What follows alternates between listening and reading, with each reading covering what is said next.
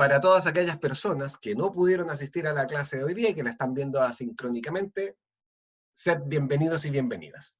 Lo que comentaba con las personas que están en este momento acá es que lo que había que hacer esta semana era primero ver un pequeño video de 20 minutos en donde un psicólogo cognitivo español, Héctor Ruiz Martín, explicaba básicamente cómo funciona la memoria humana.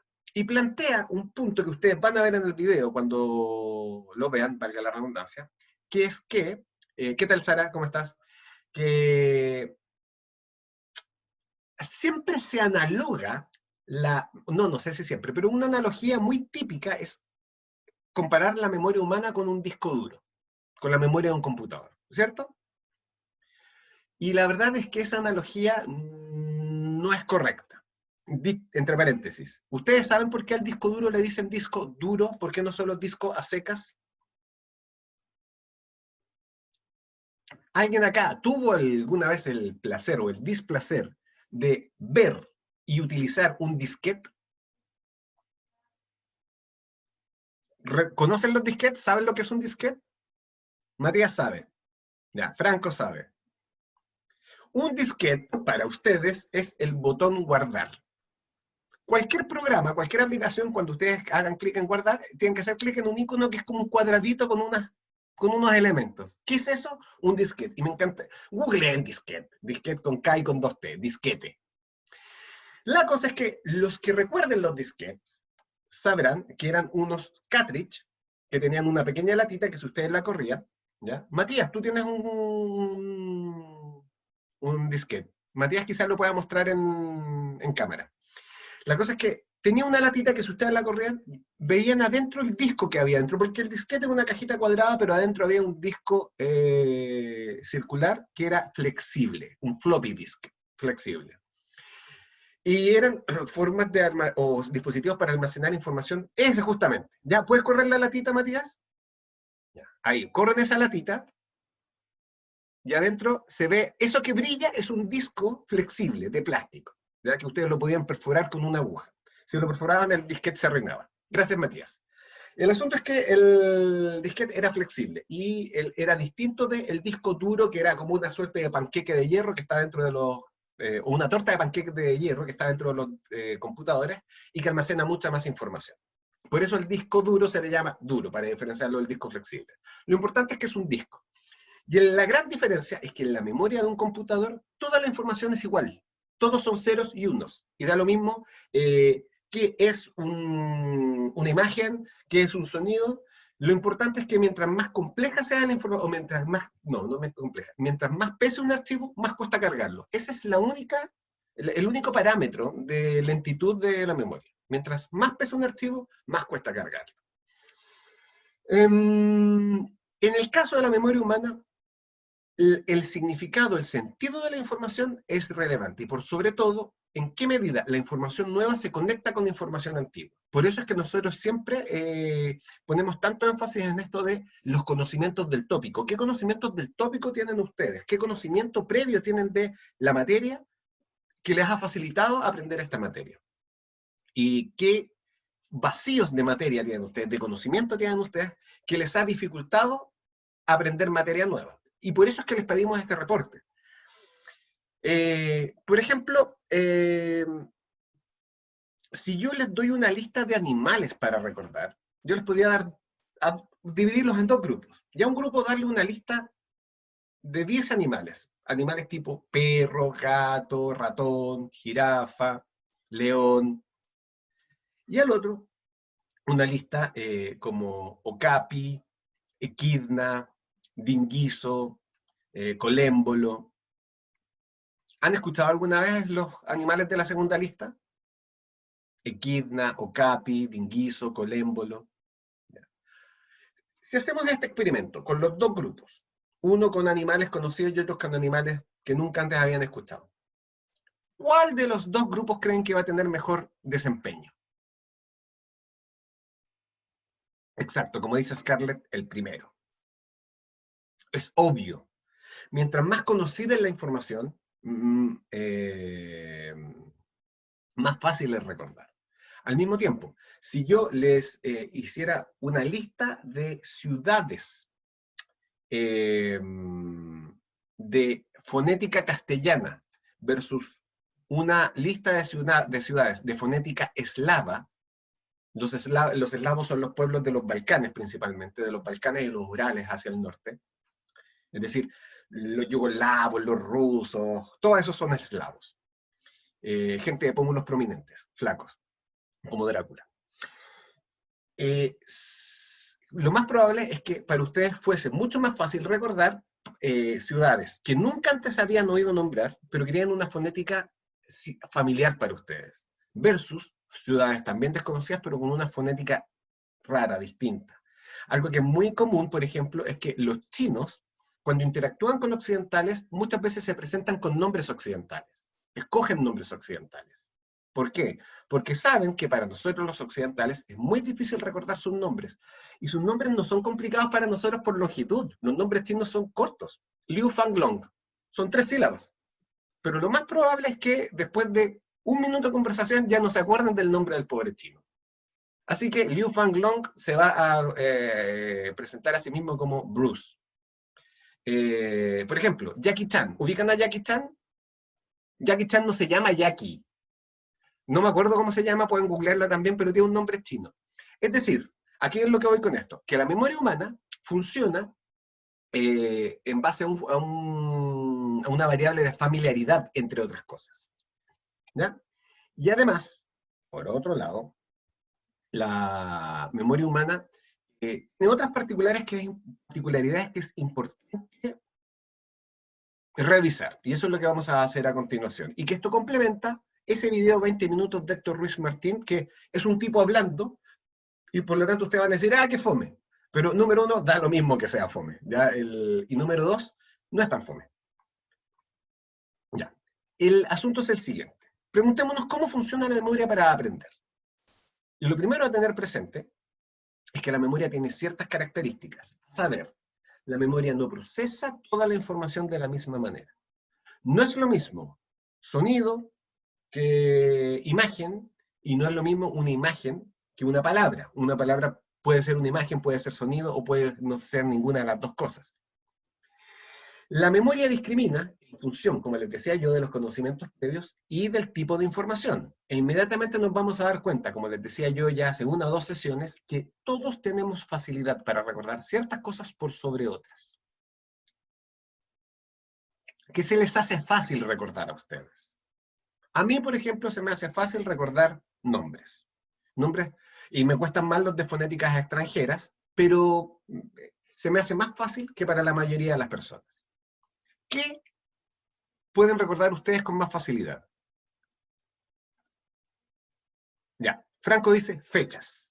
Fechas así como fechas del año, como cumpleaños, o fechas con año. Por ejemplo, la fecha de la Revolución Francesa, la fecha de la Revolución Rusa, la fecha de la Revolución Cubana, aunque debo reconocer que hay otras cosas importantes en la historia aparte de las revoluciones. Ya, eventos, cosas así, hechos históricos, perfecto. Algo que yo siempre he criticado mucho, mucho, mucho, mucho en la enseñanza de la historia es cuando el profesor de historia dice que la fecha no importa. Y ese es un craso error. Porque claro, la fecha exacta no importa, pero sí importa el año. Importa saber qué ocurrió primero y qué ocurrió después. Ya, Sara, qué interesante lo que dijiste. Conversaciones con gente especial para mí. No cualquier conversación, no la conversación que veo en el matinal. Yo tuve una conversación con un cafecito, frente a la lluvia, con una persona que era importante para mí, y eso lo recuerdo todavía, y ocurrió hace 10 años, por ejemplo. Algo así, ¿cierto? ¿Qué más? ¿Qué más son buenos para recordar o buenas para recordar ustedes? A mí me pasa igual, así de ambos casos, porque, por ejemplo, fechas de cumpleaños o fechas que para mí tienen una relevancia, igual las recuerdo fácilmente. O así como momentos que me hayan marcado, momentos que como que se me hayan quedado pegados. Más Perfecto. como eso, como cosas que se me quedan pegadas de repente. Claro, o No las sea, puedo yo explicar.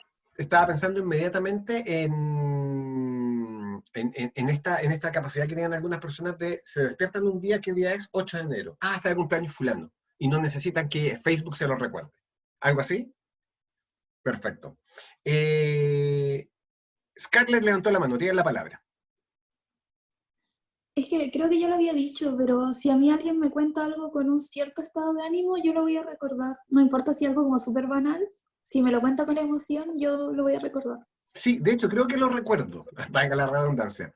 Pero la conversación, el relato con emoción, que es muy distinto de ese relato que es más plano, que es casi como que es como una reproducción de disco. Constanza dice números, soy capaz de recordar números. ¿Qué tipos de números? Porque no creo que tú vayas caminando por la calle y veas un grafiti que dice 6 y que eso lo vayas a recordar toda la vida.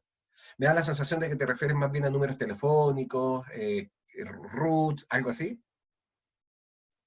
Perfecto. Ruth dice olores con personas y gestos con momentos. Olores con personas, algo así como que de repente tú entras a un local y sientes un perfume. Oh, este es el perfume que usaba mi abuela. Oh, este es el perfume que usaba mi compañero de banco. Algo así, Ruth. De hecho, me pasa que me he dado vuelta de repente en la calle porque siento el perfume de una persona como muy cercana y me doy cuenta que no está y que en realidad otra persona pasó con el mismo perfume. Perfecto. Lo importante es que la otra persona, el transeúnte, no note que tú lo estás mirando, ¿cierto? Para que no se sienta psicopateado. Pero la mayoría de las veces nadie nota que lo están mirando. Catalina dice también fechas de cumpleaños, ¿ya? Caterina dice, yo recuerdo momentos vividos o vívidos que han sido importantes para mí. Perfecto. Y de hecho, algo que a mí me llama mucho la atención es que hay personas que no recuerdan mucho de su infancia. ¿A qué jugabas tú cuando chico? No, no sé, como a la pelota, yo creo. ¿Cuál es tu primer recuerdo? No sé, cuando tenía como 10 años. De hecho, una compañera mía de trabajo en algún momento descubrió, eh, por ahí por los 30 años, que cuando la gente hablaba de su infancia estaba diciendo la verdad. Ella no tiene ningún recuerdo antes de los 14 años, ninguno. Imagínense. Entonces ella pensaba que cuando las personas hablaban de su infancia estaban blufeando. Es decir, estaban rellenando conversación. Imagínenselo. Yo compadezco a las personas que no recuerdan mucho de su infancia, ¿cierto? Yo también te recuerdo momentos vividos que han sido, yo recuerdo algunos momentos que son baladí, que son intrascendentes, y otros momentos que son cruciales en mi vida. Pero yo creo que es una riqueza enorme, un tesoro emocional gigantesco recordar bien la infancia de uno, especialmente los juegos a los que uno jugaba. Y esto inmediatamente me lleva al cine.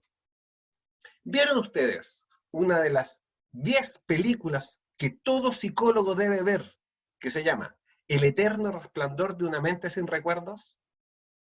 Scarlett sí, y su sonrisa me dice no solo que la vio, sino que además que le gustó.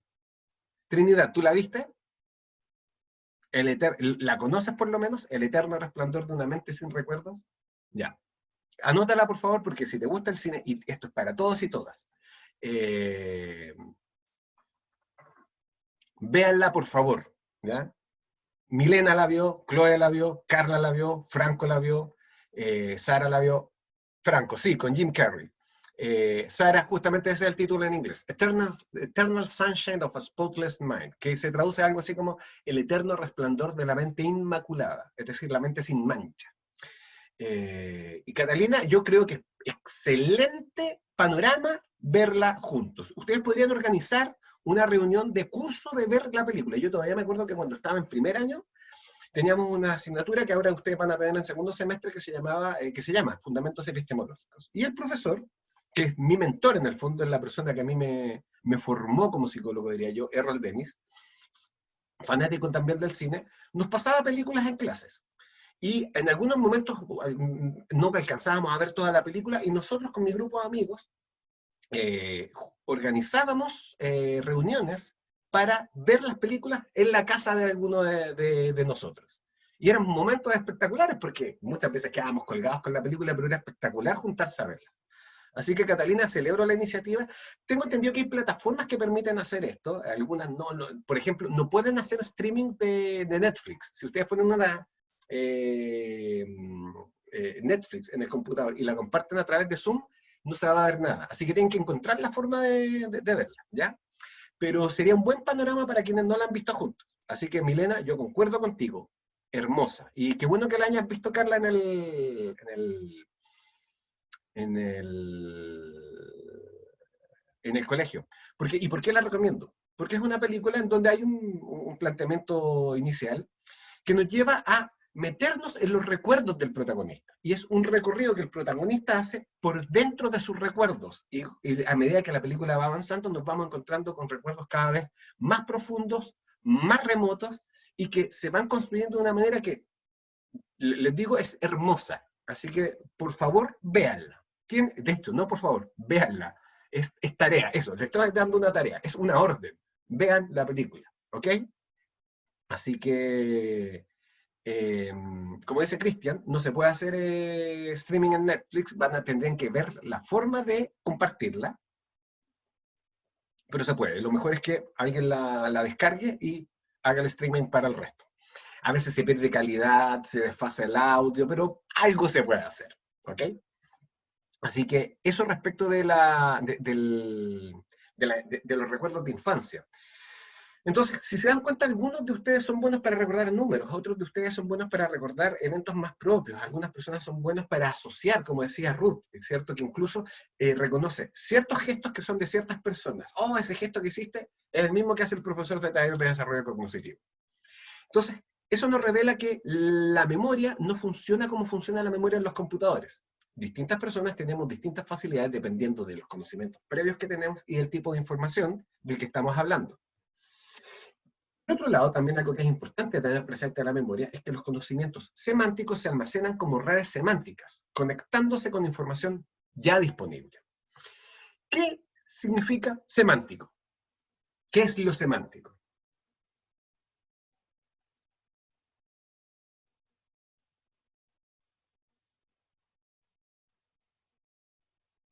Como decían los sobrinos de Juan Carlos Bodoque. ¿Sabe o no sabe? Como algo similar, algo que se puede relacionar. Ya, eso sería lo sinonímico. Pero está cerca, porque en el fondo lo semántico hace referencia a una dimensión lingüística.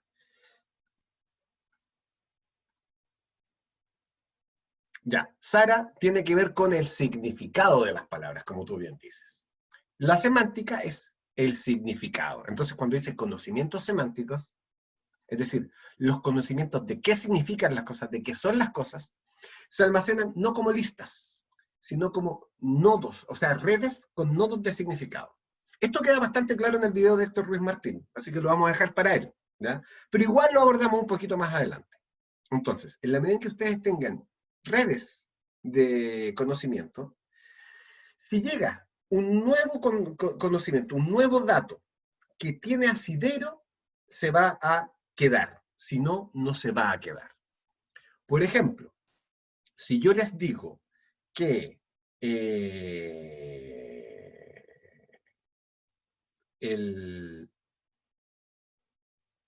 la fuerza nuclear débil es lo que mantiene unidos a los quarks, esa es una declaración que es poco probable que ustedes retengan si es que no saben lo que son los quarks. ¿Saben lo que son los quarks? Ya. No se preocupen que eso es física cuántica, pero básicamente son las partículas que componen a los protones y a los neutrones. Ahora, no se preocupen que eso no entra en la prueba. Así que en ese sentido, claro, no me extraña, Isabel, que tú hayas escuchado el término, si es que tu hermano es físico. Y en ese sentido, sí tiene que ver un poquito con medir ciertas cosas. En ese sentido está un poquito relacionado con lo que dice Sara. Pero ojo, ahí se nota inmediatamente cómo funciona la memoria. Sara dice, ¿tiene que ver con medida? ¿Por qué? La física es una disciplina que está llena de mediciones. Entonces, para Sara fue como, que yo se lo he escuchado por ahí, tiene que ver con algo en donde se mide. ¿Tiene que ver con mediciones? A eso me refiero con que la información, cuando llega información nueva, nosotros la tratamos de hacer calzar automáticamente en las redes que ya hemos construido. Pero veamos cómo opera esto. Lo primero a tener presente es que la información se almacena en la memoria a largo plazo. ¿Recuerdan ustedes que hace la sesión pasada vimos un modelo, es decir, una abstracción de la memoria, que era el modelo de Cowan, que planteaba que existen 3 almacenes básicos. Primero, un almacén sensorial breve, que es básicamente el espacio en donde la información fisiológica, es decir, las perturbaciones eléctricas de la neurona, se transforman en símbolos. en cogniciones. Eso es lo primero. Pero ahí la información dura muy poco, milisegundos. Y ahí la información es traducida a cognición. Y estas cogniciones o representaciones del mundo llegan a una memoria, a un almacén de memoria en donde la información dura muy poco tiempo.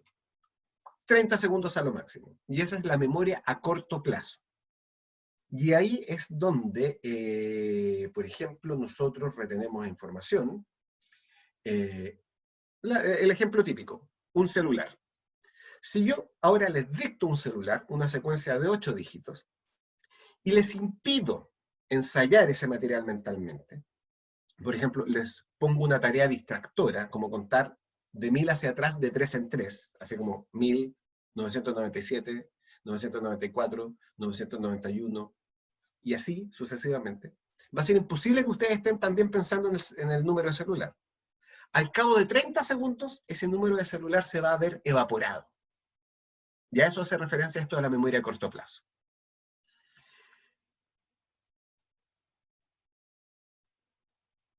Como dice Chloe, Dory, de Buscando a Nemo, tenía problemas en la memoria a corto plazo. Efectivamente, sí.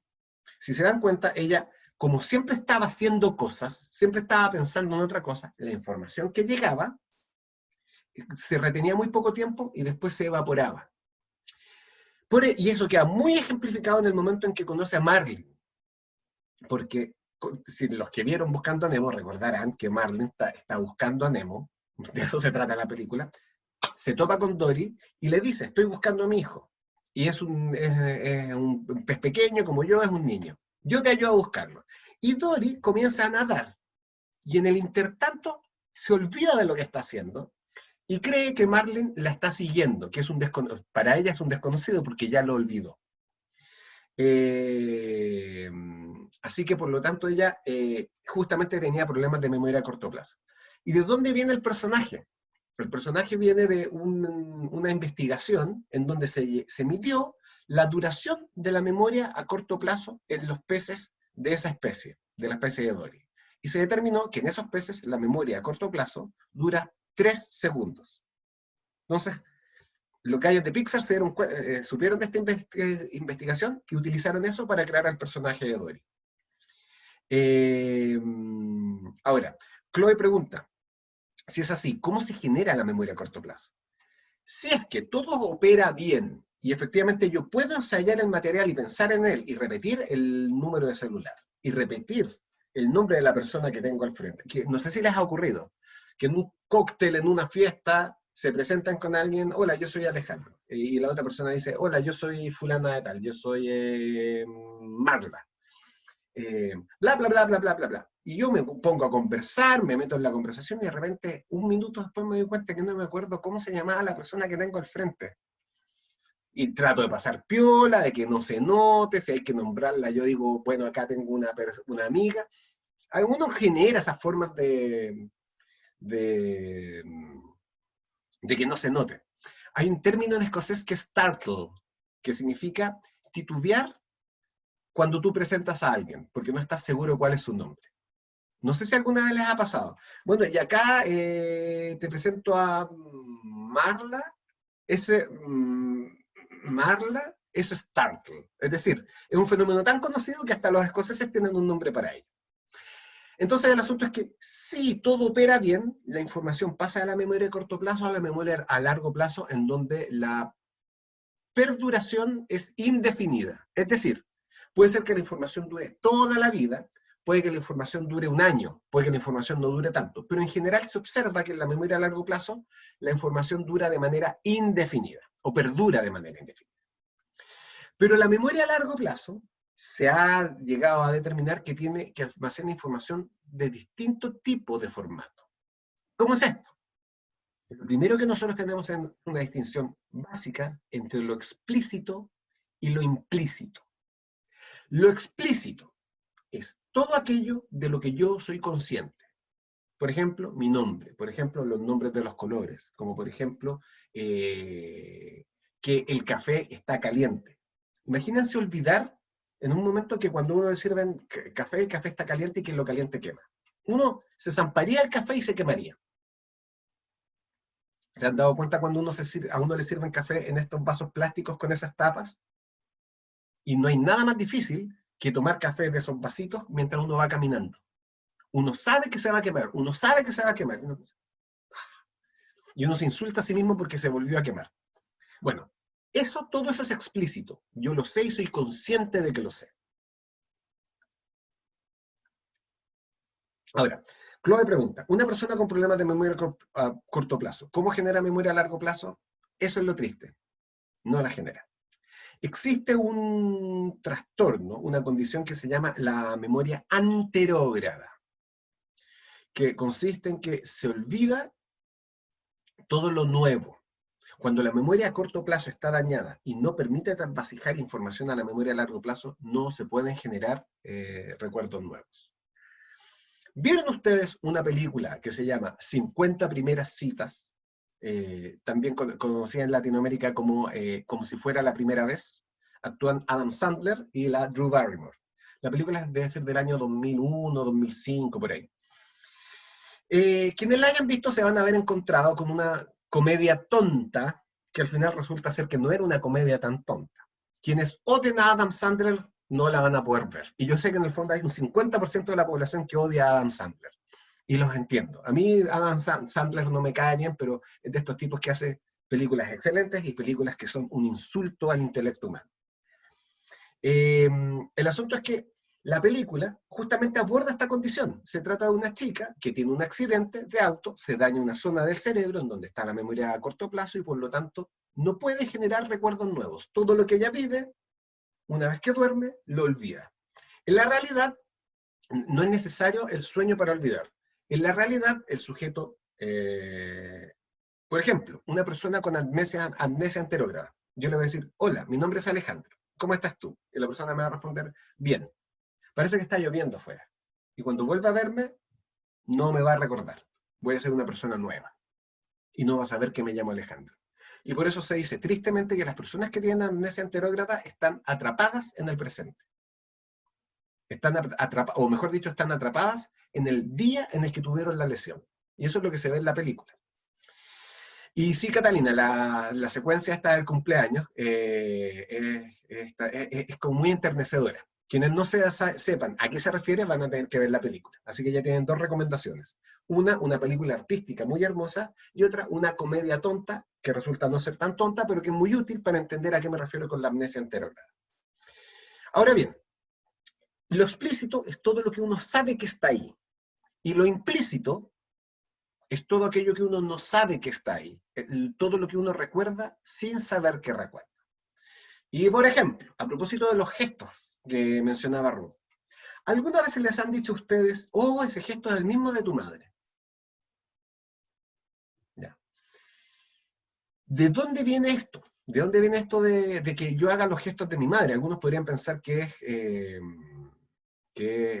genética, que yo heredé ese gesto. Pero la verdad es que especialmente los gestos tienen una distribución geográfica. Distintos pueblos tienen gestos que son propios de ellos. Todo el mundo afirma asintiendo. Hay una tribu en África que afirma moviendo la cabeza de un lado a otro. Que si no me equivoco son la tribu el pueblo de los bosquimanos. Afirman de esta manera. En India, el entendí es así. Y que es una forma típica que tienen los indios de responder a conversaciones. Que para nosotros los occidentales es súper confuso. ¿Me está entendiendo o no me está entendiendo? Por ejemplo, ¿quiénes hacen así?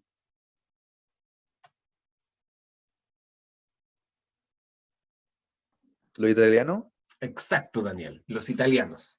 Y la pregunta es, ¿por qué los bosquimanos hacen esto? ¿Por qué los indios hacen esto? ¿Por qué los italianos hacen esto? ¿Es porque está en su genética? No, es porque los grupos humanos comienzan a imitarse unos a otros y cuando conviven van generando una repetición de estos gestos que se van replicando en las poblaciones cercanas. Y nosotros los chilenos tenemos gestos que son propios de nosotros. Una amiga mía que estuvo en Holanda me contaba que estando en Holanda se dio cuenta de que solo los chilenos apuntamos con la boca. Vamos para allá. Pásame ese, cuando tenemos los brazos ocupados, pásame esa botella. y apuntamos con la boca, ¿ya? Entonces, cuando ella apuntaba con la boca, vamos para allá, los holandeses no la entendían y la quedaban mirando así. Y lo loco es que los holandeses apuntan con la frente. Entonces el holandés dice, vamos para allá, que para nosotros significa, ven para acá. Entonces era tremenda confusión.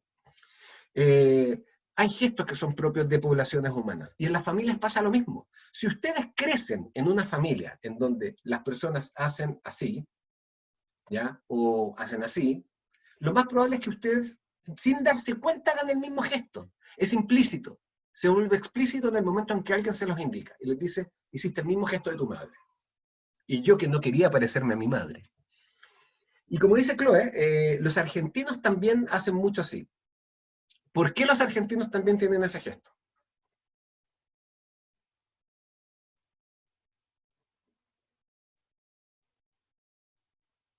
Porque Argentina es un pueblo, un país que recibió mucha colonización italiana. Particularmente, ¿por qué? No lo recuerdo, no lo sé. O sea, no sé por qué particularmente, por qué llegaron más italianos a Argentina que a Chile o que a Brasil. No lo sé, pero se puede investigar. El asunto es que esa es la diferencia entre lo implícito y lo implícito. O sea, entre lo implícito y lo explícito. Y esa es la primera distinción del tipo de información que almacena la memoria a largo plazo, ¿ya? Acá nosotros tenemos un diagrama que nos muestra eso. En la memoria a largo plazo está esta distinción entre lo implícito y lo explícito. Ahora, hay tres subdivisiones que son importantes que ustedes manejen. La primera es que existe un tipo de conocimiento que es el conocimiento declarativo, que es saber qué, cómo se llaman las cosas, qué son las cosas, qué significan las cosas, ¿ya? Por ejemplo, saber qué es esto.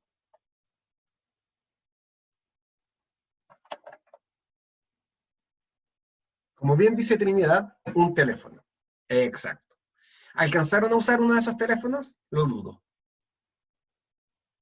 Lo dudo. Sí, yo sí, ¿Sí? ¿Isabel, tú sí? pero jugaba más que nada. Ya, perfecto. Me Lo mismo gustaba que hace mi hijo. moverla. A mí lo que más me llama la atención es que ahí es donde se nota el impacto del diseño ergonómico. Mi hijo, cuando vio esto por primera vez, agarró esto y se lo puso acá, en la oreja. Él conocía los celulares solamente, no conocía estos teléfonos, pero él entiende que esa cosa se pone acá. ¿Cómo lo entiende? No lo sé. Pero en el fondo está en el éxito de ese diseño. Saber que eso es un teléfono es conocimiento declarativo. Es algo que, como su nombre lo dice, ustedes lo pueden declarar. Bueno, y a propósito de mi hijo, acabo de mencionarlo, e intentó invadir la habitación, pero no lo logró porque le puse llave. El asunto es que el conocimiento declarativo se subdivide en dos tipos de memoria. La memoria semántica y la memoria episódica. La semántica es, como ya lo vimos, el significado de las cosas. Saber que el café quema. Eso es información semántica. Pregunta. ¿Cómo se siente quemarse?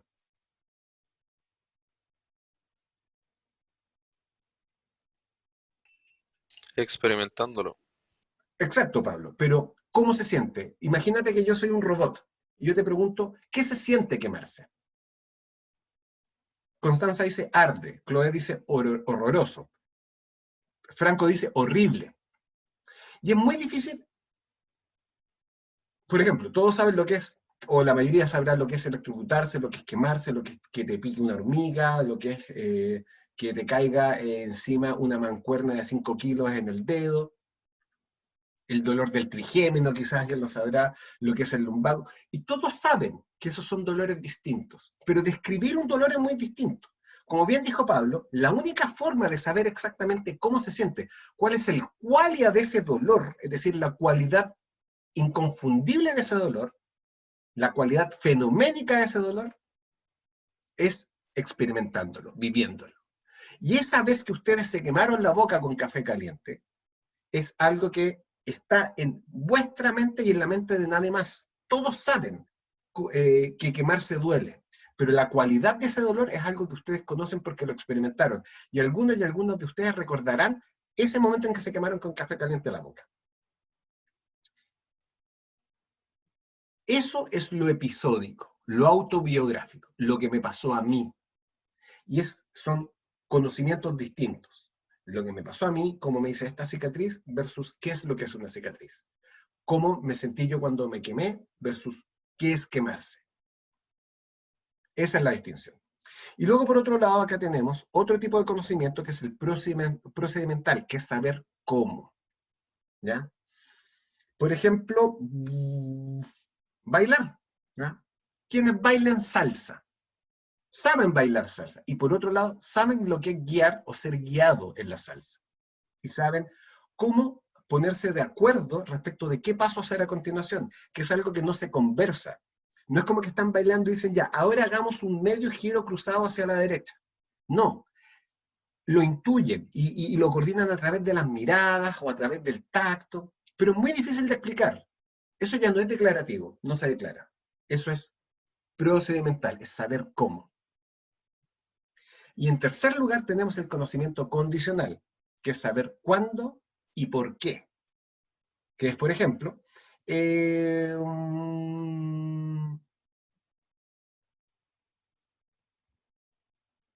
ustedes saben si es que le pueden hacer cariño a un perro.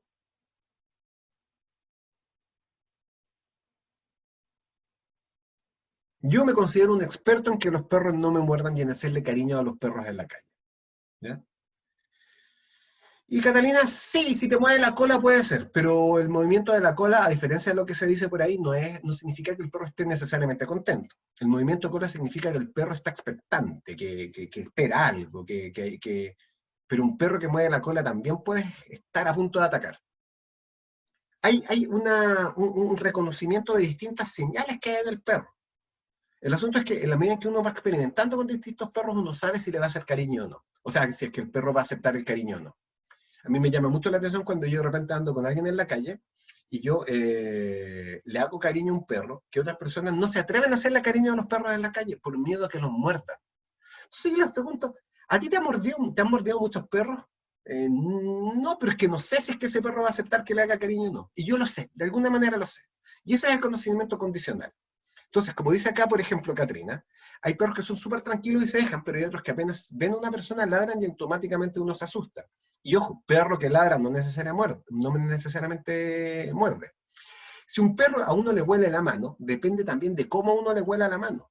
Porque hay perros que a uno le van a oler la mano siempre con miedo, y a esos perros jamás hay que hacerles cariño. ¿Ya? Tiene que ver con conocer cómo te miran, cómo se mueven. ¿Ya? Los ojos de los perros dicen harto, como dice Sara, dicen que los ojos no mienten. Es verdad, dicen que los ojos son el espejo del alma. Yo creo que los perros tienen alma. Así que sí, yo creo que uno puede conocer a los perros a través de sus ojos. Y por eso es que a mí siempre me han fascinado mucho y me espantan mucho los tiburones. Ustedes no sé si han visto alguna vez el ojo de un tiburón. Espero que no presencien directamente. Pero cuando ustedes ven un video de un tiburón, vean los ojos, y dentro de los ojos de los tiburones uno nota que no hay nada. No hay nada dentro del tiburón salvo hambre. Y eso también nos lleva de vuelta a Buscando a Nemo. Cuando Bruce, el tiburón grandote, entra en este frenesí sanguíneo, su ojo inmediatamente cambia y se transforma en un ojo de tiburón realista, y es tenebroso. Dentro de un tiburón yo diría que no hay nada, pero dentro de un perro hay muchas cosas. Bueno, ese es el conocimiento condicional. ¿Ya? Ahora, esto no proviene solamente de la intuición, esto no es una división solamente abstracta. Se ha estudiado cómo distintos tipos de información son almacenados o son procesados por distintas zonas cerebrales. Incluso Ruiz Martín lo plantea en el video. Hay una distinción entre los distintos subsistemas de memoria que existen y que son todos producto de la evolución, porque al final, ¿qué es la memoria? La memoria, al igual que todo lo que tenemos en nuestro organismo, es producto de la evolución. No hay nada que tengamos, físico o mental, que no sea producto de la evolución.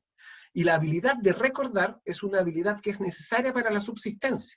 No solo para la subsistencia del individuo, sino que para la subsistencia de los genes, que al final son la especie. De hecho, la necesidad de recordar, y particularmente de recordar cantidades, es muy importante para la crianza. ¿Han visto ustedes alguna vez un video de patitos, una mamá pato cruzando con los patitos por la calle, y de repente uno de los patitos cae en una alcantarilla y paran el tránsito y unos policías rescatan a los patitos? Si no, busquen en YouTube rescate de patitos. ¿Y qué es lo que ocurre? No es un solo caso, hay varios casos, porque todo esto concita tanta atención que paran el tránsito, llaman a la policía o a control de animales, y eso le da tiempo a la gente para sacar los celulares y filmar, porque hoy día todo se filma. Y el asunto es que mientras los policías están desatornillando la alcantarilla, o la tapa de la alcantarilla, y se están metiendo con el brazo hacia adentro para sacar al patito, ¿qué hace mamá pato? ¿Se fue? No, mamá pato está en un arbusto cercano con los demás patitos esperando pacientemente. Muy angustiada, porque no entiende lo que está pasando, pero muy angustiada está esperando. La pregunta es, ¿por qué está esperando? ¿Cómo sabe que se le perdió un patito si no lo vio caer?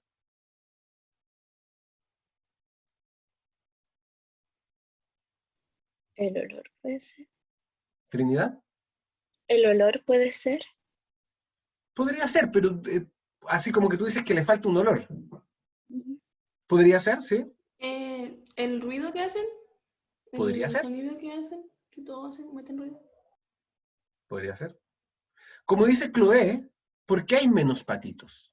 Así de simple. Yo dudo mucho que mamá pato le ponga nombres a los patitos, o que los distinga por una mancha que tienen acá, pero lo que es indudable es que la mamá sabe cuántos patos tiene que haber. Y el olor les permite sin duda diferenciarlos. Y si se le cuela un patito que nunca antes había visto, sabe que no es parte de la camada. Pero el asunto es que la mamá pato, sin duda, sabe contar, por lo menos hasta 5, hasta 6, y recuerda cuántos patitos son sus hijos. Eso yo creo que es indisputable. Y por eso, cuando al final sacan al patito, la mamá está tranquila y se va. Porque solo entonces tiene a su camada completa.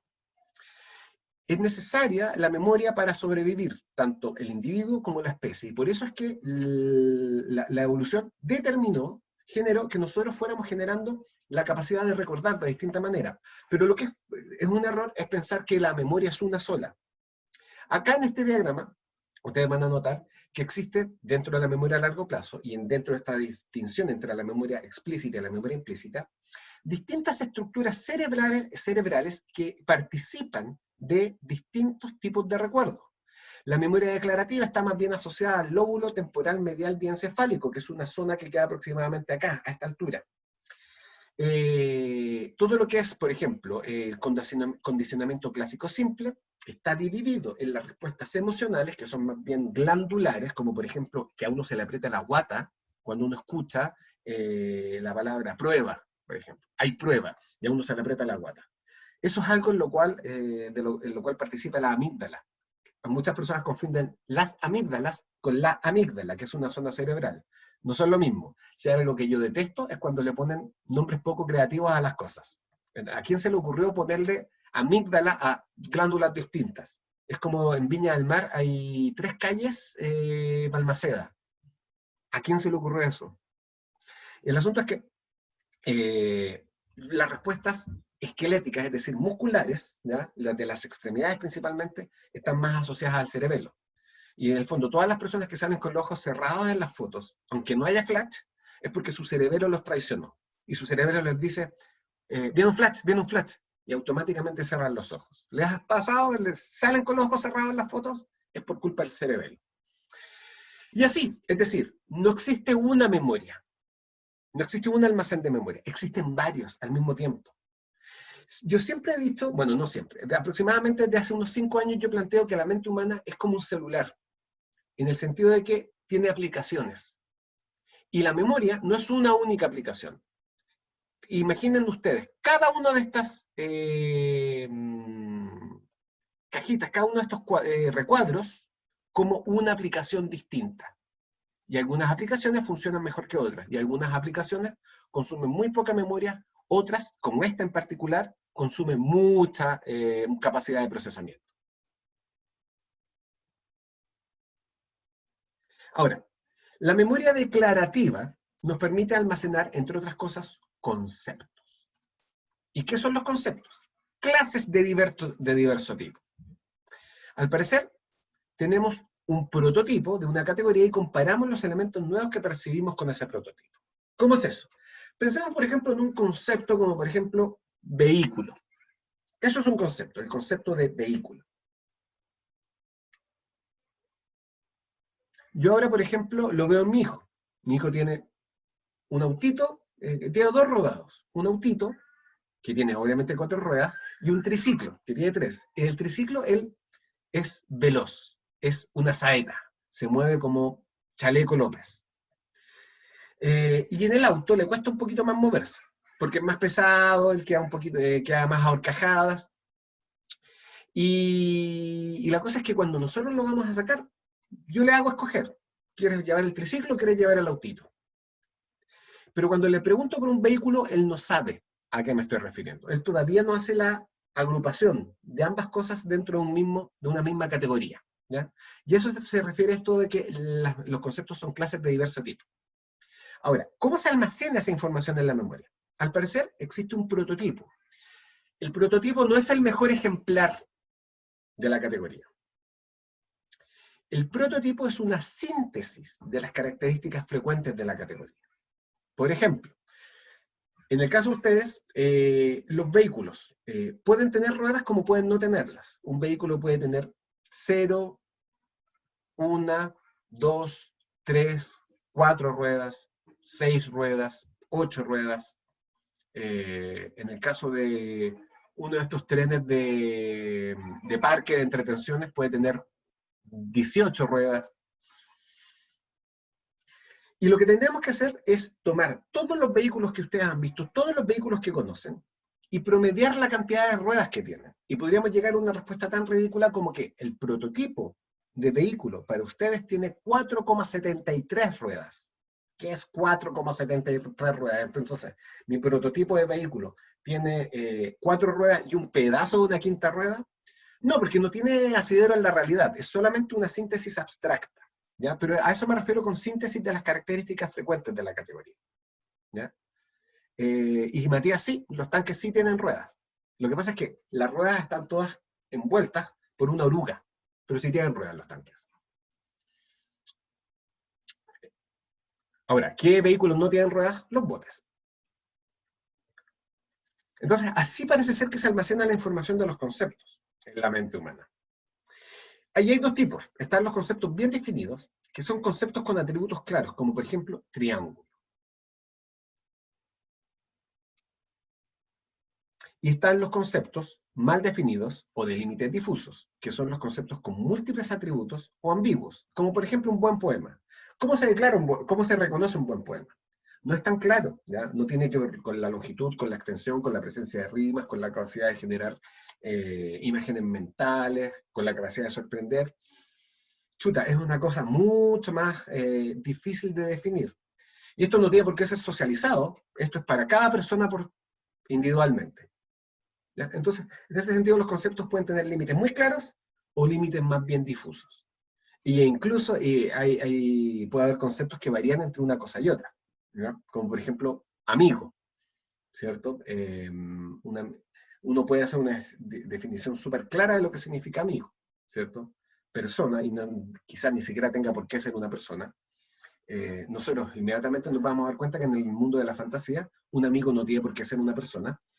Y en algunos casos, la idea de amigo puede ser mucho más difusa. Eso básicamente respecto de los conceptos. No es lo único que existe en la mente humana. No está muy claro exactamente cómo se almacena la información, si la información son solo conceptos en la mente humana.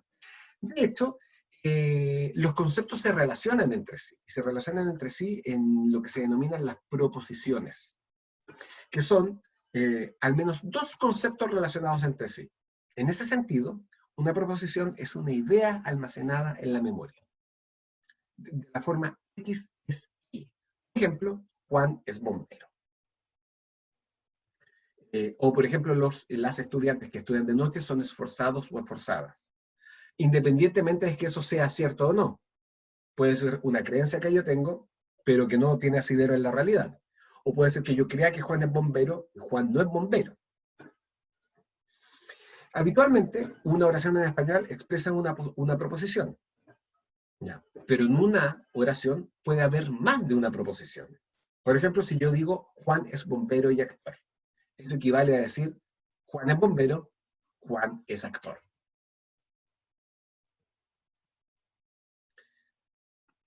Ya, entonces yo digo que la memoria humana y la memoria a largo plazo, particularmente en el almacén de la información declarativa, particularmente dentro del subalmacén de la información de la memoria semántica, hay proposiciones. Pero ¿cómo se vinculan las proposiciones entre sí? Las proposiciones, al parecer, se vinculan formando redes de conocimiento. ¿Ya? Y ahí es cuando llegamos a lo que se denomina las redes semánticas. Es una red semántica. Acá tenemos un ejemplo. Aquí dice Juan, hay una flecha que proviene de un círculo rojo que dice nombre. ¿Qué significa esto? El nombre, hay un nombre que es Juan. S significa sujeto, P significa predicado. Entonces, el sujeto, que es Juan, dice acá, llegar vestido de etiqueta, regalar vino carísimo a la anfitriona. Básicamente, este es un formato muy particular que crean en la Universidad de Carnegie Mellon en Estados Unidos en los años 80, que es el proyecto ACT, que era básicamente la idea de reproducir el conocimiento humano en computadores. Lo cual era una fantasía en los años 80, pero hoy día está llegando a transformarse en lo que conocemos como la inteligencia artificial y que muchos denominan de manera más bien abstracta el algoritmo. Que al final ustedes se dan cuenta que cada vez las traducciones de Google son mejores. Que cada vez hay mayor facilidad de la inteligencia artificial para reconocer personas. Por ejemplo, si ustedes tienen Google Fotos en su celular, se van a dar cuenta que su celular reconoce con mucha precisión quién es esta persona en una foto. Y si ustedes le ponen nombre, por ejemplo, mamá, inmediatamente su celular va a comenzar a reconocer a su mamá en todas las fotos que ustedes saquen, que llega a ser preocupante. De hecho, hoy en día, ustedes no lo saben, pero han leído muchos artículos en Internet que no han sido escritos por personas, sino por máquinas. Y esto es lo que se denomina el advenimiento de la singularidad, que va a ser el momento en el que la capacidad de procesamiento de información de parte de la inteligencia artificial supere la capacidad de procesamiento de los seres humanos. Y que teóricamente es un momento que está bastante cerca. Y hay ciertas proyecciones que son muy preocupantes que plantean que de aquí a 20 años muchas profesiones van a ser reemplazadas por computadores. Por ejemplo, la psicoterapia, al parecer de aquí a 25 años más, va a ser un dominio exclusivo de las máquinas. Así que la gran pregunta es, ¿por qué están ustedes estudiando psicología? Y ahí es donde la idea es que ustedes vayan colaborando en la forma de generar formas novedosas, por ejemplo, de hacer psicoterapia. Pero no quiero asustarlos ni asustarlas. Lo que sí, todo esto parte con esta idea. ¿Podemos nosotros representar el conocimiento humano en un computador? John Anderson y su equipo de Carnegie Mellon dijeron que sí, y comenzaron con esto del ACT. Y para ellos, una declaración tan simple como Juan llegó vestido de etiqueta y le regaló un vino carísimo a la anfitriona, se representaría con algo así como esto. ¿Ya? Así que por lo tanto, no se asusten, ¿ya? Cuando yo les digo que la psicoterapia va a ser generada por máquinas, es solamente una proyección. Y lo que sí es cierto es que si no les gusta la psicoterapia, hay otras cosas que pueden hacer los psicólogos. Después de todo, nosotros somos de las profesiones más versátiles que existen. Bueno, dentro de la memoria declarativa también existe teóricamente, otra forma de almacenar información, que son los esquemas. ¿Qué es un esquema? Veámoslo primero con un ejemplo.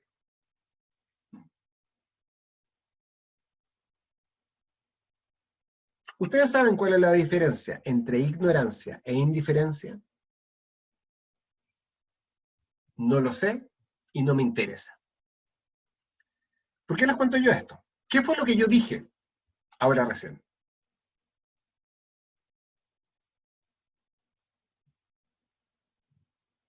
No, y no me reproduzcan con el teclado lo que dije, sé lo que dije. ¿Cuál es la diferencia entre ignorancia e indiferencia? No lo sé y no me interesa.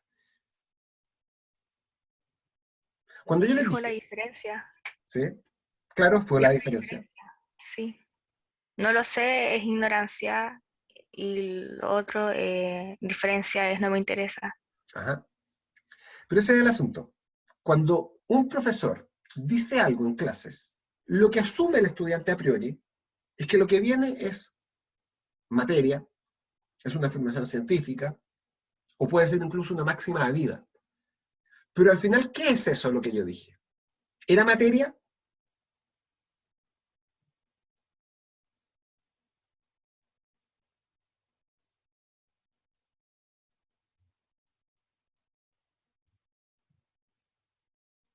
No, no era materia. Esto no se va a evaluar. Era básicamente un chiste, un juego de palabras que confunde niveles, ¿cierto? Entonces, lo que yo dije está muy bien resumido o muy bien explicado por Christian. La ignorancia, no saber, no conocer. Indiferencia es que no le importa. Que sabe que está, pero que no lo toma en cuenta. Y por eso queda bien resumido, no lo sé y no me interesa. Porque es como que básicamente es un chiste que funciona por niveles. O por ejemplo,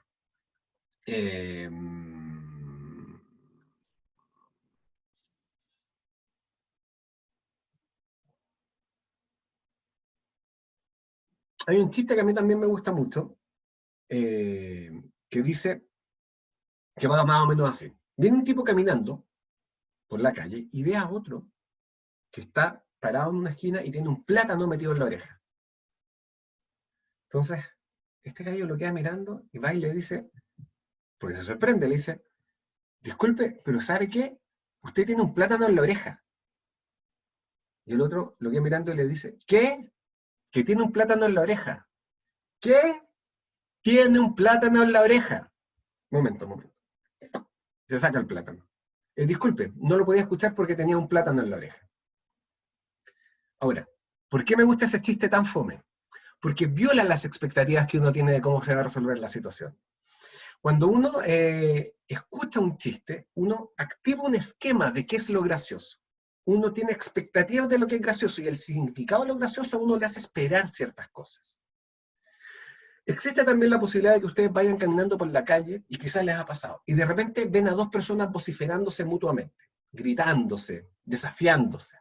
Y uno, ¿qué es lo que dice? Ah, chuta, una pelea. Las personas a las que no les gusta estar metidas en peleas van a tratar de alejarse de ahí. Y a mí me pasa mucho, porque antes la escuela de o me pasaba mucho porque la escuela de psicología quedaba en Avenida Brasil, y yo trabajo también en la Universidad Católica, en la Casa Central. Entonces yo transitaba mucho por el eje Brasil y pasaba por frente al Mercado Cardonal. Y en el Mercado Cardonal muchas veces veía esa situación. Y se vociferaban, se gritaban, chuta, una pelea. Y al poco rato me daba cuenta de que aparecían sonrisas, que aparecían empujones en broma. Ah, no era una pelea, son amigos y están bromeando. ¿Qué es en ese sentido un esquema? Un esquema es información o estructuras hipotéticas de datos que sirven para ordenar o darle sentido a la experiencia.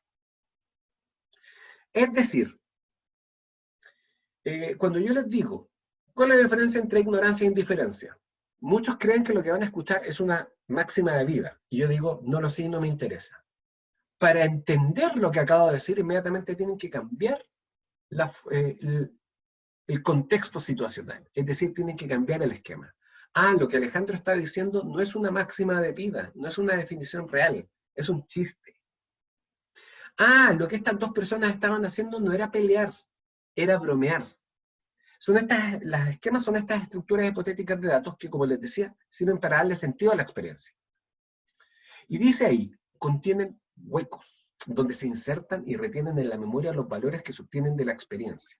¿Ya? ¿Y a qué hace referencia eso? A que pensemos, por ejemplo, en un rostro. ¿Ya? ¿Cuántos ojos tiene un rostro?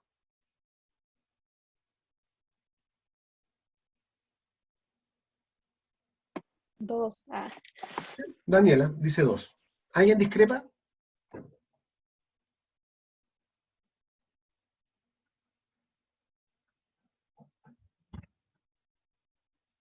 Nadie discrepa.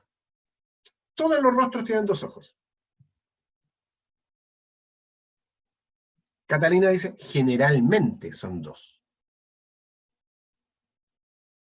Piensen ustedes, por ejemplo, en las arañas. ¿Las arañas tienen rostro?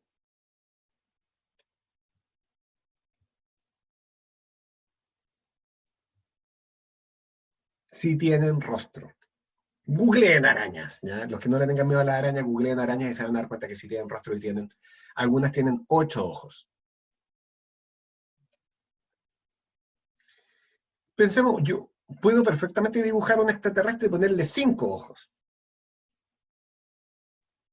Y hay seres como Alien, de la franquicia Alien, que no tienen ojos, que fue diseñado así intencionalmente por su creador, Giger, justamente para que fuera más tenebroso todavía, porque sin ojos uno no sabe qué es lo que está pensando.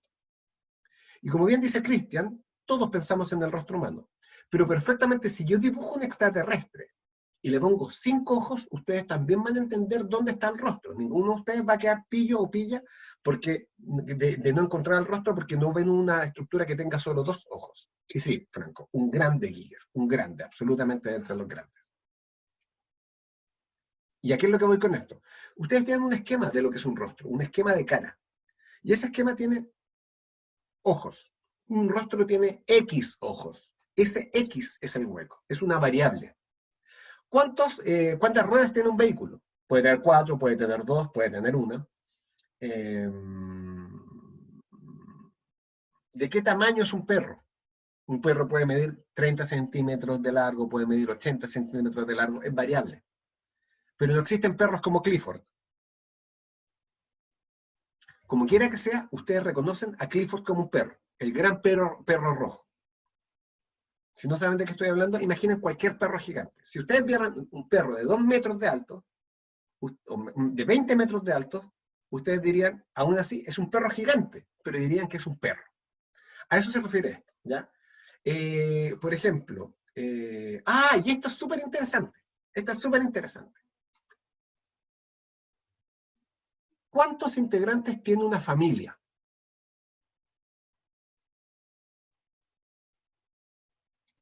Depende de la familia. No hay. Dale. Eso como que no es definido. O sea, yo creo que sí es definido. Yo creo que mínimo 2 personas. No existen familias de una persona. ¿Cierto? Ustedes podrían decir que un ermitaño que vive solo en la punta de una montaña ¿es una familia? No. ¿Un tigre que anda solo en la selva ¿es una familia? No. Mínimo 2. Pero una madre viviendo con su hijo solos en la punta de la montaña, ¿son una familia? Son una familia. ¿Quiénes componen una familia?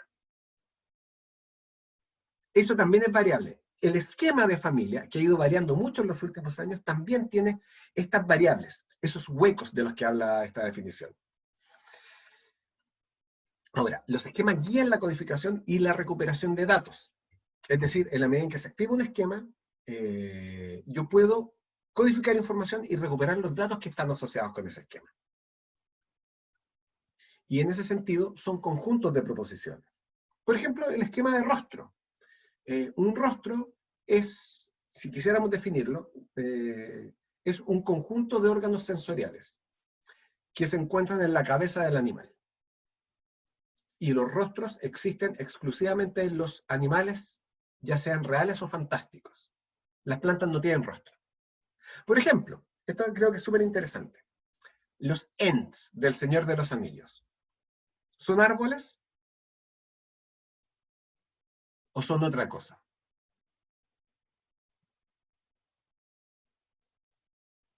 Algunos van a decir que sí, otros van a decir que no, y eso depende de los esquemas que tengan respecto de qué son los árboles y si pueden tener cara o si no la pueden tener. Christian dice, sí, son árboles. Chloe dice, no, son guardianes del bosque. Sara dice, no son árboles, son superiores a los árboles. Que no te escuchen los árboles, Sara, porque eso puede generar una revolución de árboles. Ahora, en ese sentido, los esquemas son conjuntos de proposiciones. Y lo importante es que, dependiendo del esquema que se esté dando en un momento, eso nos permite a nosotros entender lo que está sucediendo. Por ejemplo, a quienes les gusta el teatro experimental, sabrán de lo que estoy hablando. Porque para entender, apreciar una obra de teatro experimental, uno necesita tener esquemas mucho más elaborados que la típica obra shakespeariana, en donde hay un planteamiento de un conflicto y la resolución del mismo. Hay obras de teatro que son tan raras que jamás van a ser apreciadas por personas que tienen solamente el esquema del teatro clásico. O por ejemplo, sin ir más lejos, la poesía moderna, que no requiere rima. Hay personas para las cuales el esquema de poesía demanda rima, y para otras personas no tiene por qué tener rima. Ahora, ¿cuándo el aprendizaje se hace significativo? ¿De qué manera nosotros podemos hacer que el aprendizaje se haga significativo? Principalmente cuando se logra conectar un nuevo saber con una estructura cognitiva que ya existe. ¿Qué significa eso?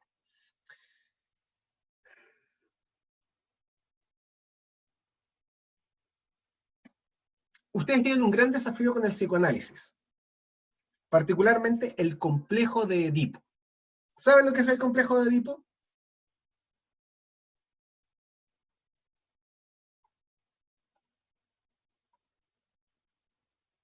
Sí, díganme, ¿qué es el complejo de Edipo? Eso como ser o cómo no ser respecto a los padres, ¿o no? Sí, pero esa definición es demasiado amplia. Cómo ser versus cómo no ser, tiene que ver con los padres, absolutamente sí. Pero ¿qué más? Tomás dio el clavo. El hijo se enamora de su madre. Así parte todo. Esa es la noción básica. El hijo se enamora de su madre. ¿Ya? Pero esa es una síntesis muy, muy resumida del complejo de Edipo. Y de hecho, yo todavía me acuerdo que cuando yo estaba... no, de hecho, yo ya estaba haciendo clases, ¿ya? Y en algún momento se lo pregunté a estudiantes de primer año. Y un estudiante dijo, es una enfermedad. ¿Por qué dijo que el complejo de Edipo es una enfermedad? ¿O por qué creen ustedes que dijo? Porque no es normal que un hijo esté enamorado de su madre. Exacto. No es normal que un hijo se enamore de su madre. Ahora, por eso digo que es una abstracción, una simplificación. No es que el hijo se enamore de la madre, ¿ya? Sino que el complejo de Edipo es una figura del psicoanálisis que plantea que el primer objeto de afecto, o particularmente de catexis del hijo, es hacia su cuidador primario. ¿Qué es el cuidador primario? Es la persona que alimenta y cobija al bebé, que le da bienestar. Y típicamente eso el niño lo valora, lo recibe a través del contacto físico. Entonces, el bebé, que no se diferencia a sí mismo, que no tiene un yo, que no se diferencia del entorno, ni mucho menos de su madre, siente dependencia y por lo tanto aprecio hacia su madre. Y todos los seres humanos estamos dotados, de acuerdo al psicoanálisis, de dos pulsiones básicas, es decir, dos instintos básicos. El instinto hacia el disfrute, que es la libido, y el instinto hacia la destrucción o la agresión, que es el tánatos, y que está determinado así biológicamente. Eso es lo que planteaba la segunda tópica de Freud. Entonces, ¿y a qué voy yo con esto? Que el niño no es que se enamore de su madre, siente un afecto posesivo hacia su madre. Y es en este afecto posesivo hacia su madre que comienza a simbolizar cómo es el mundo, lo que necesita, y su madre se vuelve tan valiosa que quiere estar con ella todo el tiempo. Pero hay un obstáculo para estar con ella todo el tiempo. ¿Cuál es ese obstáculo? Exacto, Constanza, el padre. No olviden que el psicoanálisis es una teoría que apareció en una época victoriana, es decir, en donde los valores de construcción de la sociedad eran bastante rígidos, bastante tradicionalistas, y en donde a lo que más se aspiraba era a la tonificación del carácter, es decir, la generación de un carácter rudo, duro, que permitiese afrontar las vicisitudes de la vida, las carencias que podían existir. Por lo tanto, lo más importante era que los niños y las personas lográramos tempranamente la autonomía. Y, por lo tanto, los niños eran criados de manera dura. siempre todas las épocas crían a los niños de manera dura, pero era una época en donde se entendía que los padres eran los que impartían, el padre, el hombre, era el que impartía la disciplina, mientras que la madre era la que entregaba el cuidado maternal, dicho sea de paso. Entonces, básicamente, por eso es que típicamente los padres eran los que hacían a un lado a los hijos, aplicaban los castigos, los hacían dormir en otra habitación. Así es como se entendía la crianza. Entonces, por eso es que el padre era el obstáculo. Eso es lo que observó Freud en muchos de sus pacientes, y por eso es que llegó a esta conclusión. Entonces, el niño, en su mente indiferenciada, ve a la madre como el objeto deseado, y al padre como el enemigo, como el obstáculo. ¿Qué es lo que desea hacer? ¿Cuál es la fantasía máxima de un bebé o de un niño que tiene 1 o 2 años bajo ese contexto? ¿Cuál es la fantasía máxima, su mayor deseo en la vida? ¿Creen ustedes?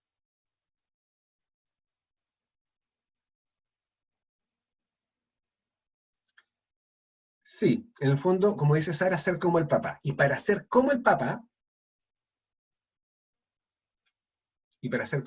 lo que el sujeto siente que tiene que hacer es eliminar al padre, matar al padre. Esa es la fantasía máxima del bebé, matar al padre para quedarse con la madre. Ahora, en el fondo, claro, eso le permitiría pasar toda la vida con su madre, porque el bebé no tiene idea que va a crecer, no tiene idea que algún día va a ser adolescente y no va a querer estar con la madre, y que lo único que va a querer hacer va a ser carretear. ¿Por qué les planteo yo esto? Porque yo esto se lo puedo explicar a ustedes de manera más o menos general, clara, algunos de ustedes lo van a entender mejor que otros, pero ustedes están estudiando psicología y saben que tienen que abrir su mente a nuevos conceptos y a nuevas formas de entender la psiquis humana. Pero si ustedes le explican esto a un verdulero, si ustedes le explican esto a una persona que jamás ha tenido educación formal, les va a decir que ustedes están locos, que ustedes están rayados, que ustedes en el fondo están contaminados, que están pervertidos. Y por eso es que el complejo de Edipo es muy difícil de enseñar si no se conecta con una estructura cognitiva que ya se posee. Por eso es que es súper importante ir construyendo progresivamente el conocimiento. Yo no les puedo hablar a ustedes de los quarks si no saben lo que son los átomos. Yo no les puedo hablar a ustedes de una serie de conceptos del psicoanálisis que suenan a degeneración, si es que ustedes no tienen previamente esta idea de que existe el inconsciente y que existe además un espacio en donde las cosas se van simbolizando de manera completamente distinta como nosotros las vivimos en la vida cotidiana. ¿Ya? Por eso el psicoanálisis solamente va a tener asidero en ustedes si es que ustedes tienen nociones previas de psicología. Así que en ese sentido, el aprendizaje significativo va a requerir comprensión cognitiva, es decir, la capacidad de que ustedes comprendan lo que se está diciendo. Además, práctica, ejercitación y aplicación. En tercer lugar, conocimiento del desempeño realizado, es decir, retroalimentación. Para que ustedes comprendan bien y manejen bien lo que es el complejo de Edipo, van a necesitar comprenderlo, practicarlo, leer, explicárselo a otros, y luego, por ejemplo, tener una prueba. Y en la prueba, obtener una retroalimentación, que puede ser una nota. ¿Ya? Si en un control de lectura, o en un control, claro, de lectura, yo les digo, explique el complejo de Edipo, o explique de acuerdo al psicoanálisis cuál es el mecanismo de generación de la histeria. Ustedes lo explican, y si reciben un 7, ¿qué van a aprender ustedes? Ah, lo hice bien, lo entiendo. Si ustedes reciben un 4, van a decir, pucha, parece que lo expliqué ahí nomás. Y ahí tienen la opción de ir donde el profesor y de preguntarle, profesor, ¿por qué me puso un 4 y no un 7? ¿En qué fallé? Y ahí es importante que el profesor, el docente, la docente, lo explique bien. Por eso es que nosotros en la actividad formativa 1 les pusimos retroalimentación. ¿Qué era lo que faltó para obtener la puntuación completa? Y ahora en la corrección de la guía número 1 no pusimos esa retroalimentación porque entendemos que la rúbrica habla por sí misma. Hay un concepto que es súper importante en el aprendizaje significativo, que es la transferencia. Algo completamente distinto a lo que significa la transferencia en otros contextos. Si ustedes le hablan a un ingeniero de transferencia, inmediatamente va a entender transmisión de temperatura. Eso es para ellos la transferencia de calor. En contextos educacionales, La transferencia tiene que ver con que a veces se aprenden cosas sin entender lo que se está haciendo, de forma que si se les cambia algunos elementos del enunciado del problema, a los estudiantes no pueden resolverlo. ¿Y a qué me refiero con esto? De eso se tratan los problemas de planteo. Un estudiante que es capaz de resolver un problema de planteo de trenes, y luego nosotros cambiamos los trenes por planetas, y no es capaz de resolverlo, no ha transferido la habilidad del planteamiento del problema a otros dominios, no ha hecho esa transferencia. Existe un tipo de aprendizaje mal llamado memorístico. Se produce cuando los estudiantes recuerdan bien las cosas, pero no las aplican. Y ese aprendizaje se llama aprendizaje superficial. Y por eso digo que es mal llamado memorístico. Porque muchas personas entienden que aprender algo de memoria necesariamente significa haberlo aprendido mal. Y eso es absolutamente erróneo. Todo aprendizaje requiere una primera etapa de memorización. No hay otra forma, ¿cierto? ¿Cómo van a aprender algo sin recordarlo? ¿Cómo se aprende a usar un teléfono? ¿Cierto? Uno no va a estar consultando el manual del teléfono cada vez que lo va a usar. Conocer el nombre del café, saber que el café se llama café, no significa haberlo aprendido de manera superficial. Pero esa es la primera etapa. El verdadero aprendizaje superficial es aquel en donde las cosas se recuerdan bien, pero los estudiantes no las aplican. Y se ve mucho en psicología, particularmente, por ejemplo, en psicoterapia, o en psicopatología. Yo me puedo aprender de memoria los criterios de diagnóstico de un trastorno. Pero si veo a un paciente con ese trastorno y no soy capaz de reconocerlo en base al listado de características que tengo en mi mente, mi aprendizaje fue superficial. Lo sé, pero no lo puedo aplicar. Eso no sirve de nada. El aprendizaje significativo se da cuando lo aprendido se recuerda, sirve para seguir aprendiendo. Esto es fundamental porque en el fondo esto nos permite continuar en el negocio en el que estamos, que es aprender. Se puede generalizar correctamente, es decir, se puede aplicar a distintos dominios de conocimiento. Y en cuarto lugar, cuando los estudiantes en el fondo son capaces de transferir lo que saben a otros entornos. Por ejemplo, a ustedes les van a dar duro con lo que se denomina la teoría general de sistemas. ¿Y qué es la teoría general de sistemas? Que el mundo no está constituido por elementos aislados, sino que todos los elementos son parte de una agrupación de otros elementos similares que tienen un funcionamiento particular.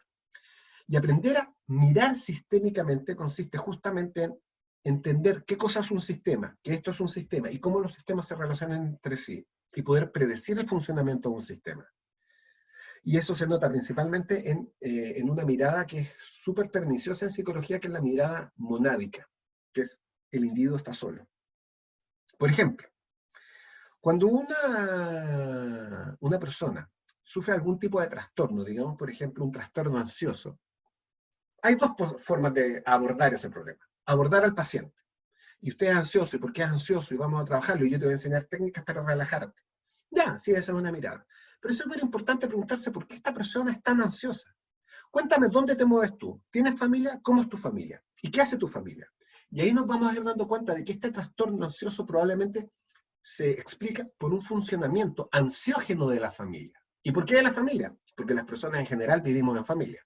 Si el sujeto tiene una familia pero que está en Punta Arenas, y el sujeto vive acá, en una casa ocupa, por ejemplo, y comenzó a manifestar síntomas de ansiedad desde el momento en que entra a esa casa ocupa, o digamos, entró a la casa ocupa y un año después comienza a desarrollar ataques de pánico. La explicación no está en la familia, su sistema no es la familia en este momento, su sistema es la casa ocupa. ¿Ya? Entender, ¿cierto?, esto del pensamiento sistémico y aplicarlo a distintos contextos, a distintas realidades, eso sería transferencia. El aprendizaje se vuelve significativo únicamente cuando yo soy capaz de transferir mi conocimiento a otros contextos. Pero bien, yo les seguiría hablando de esto, pero realmente lo que más necesitan ustedes es ver el video de Ruiz Martín para que se entiendan algunas cosas, ya que así diseñamos la clase.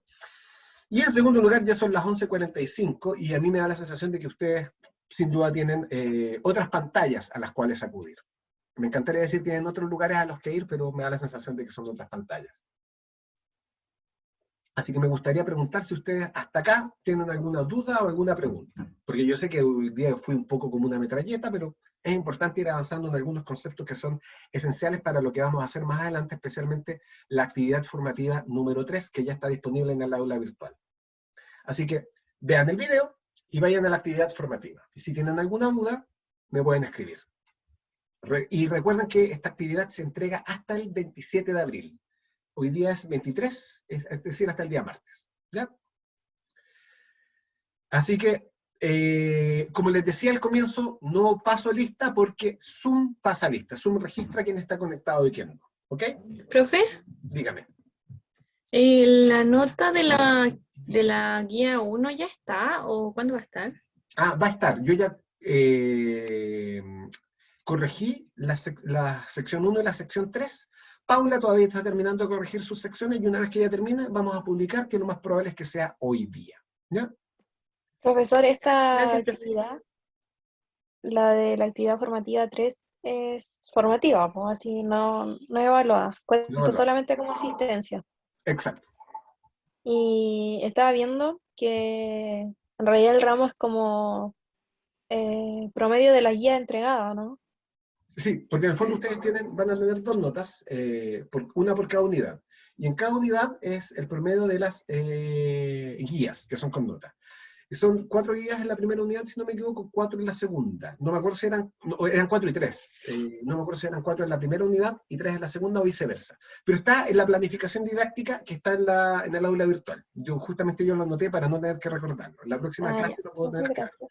Pero el asunto es que el promedio de las guías de la primera unidad dan una nota, y el promedio de las guías de la segunda unidad dan otra nota. Y esas 2 notas se promedian, y eso genera vuestra nota final de la asignatura.